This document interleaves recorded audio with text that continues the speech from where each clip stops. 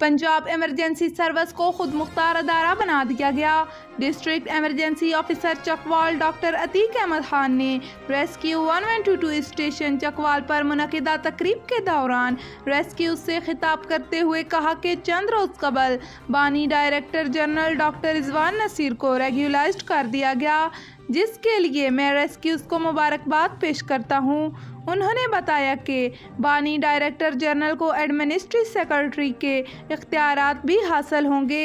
रेस्क्यूज़ की जानब से स्ट्रक्चर का 15 साल से किया जाने वाला दरीना मुतालबा भी पूरा हो जाएगा।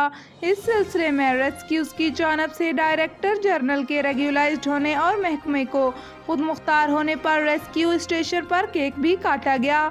इस मौके पर गुज़श्ता माह की कारकर्दगी का जायज़ा भी लिया गया।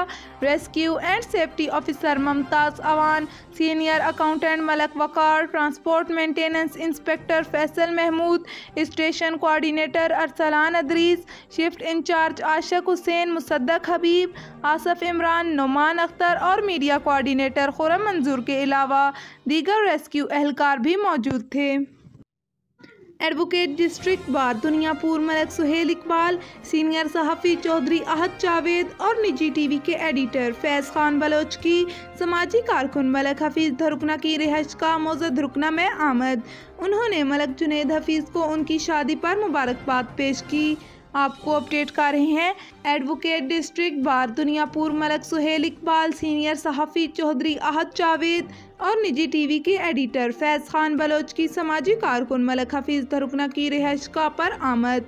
उन्होंने मलक जुनेद हफीज़ को उनकी शादी पर मुबारकबाद पेश की। रात के वक्त ज़मीन का मंजर खला से कैसा नज़र आता है?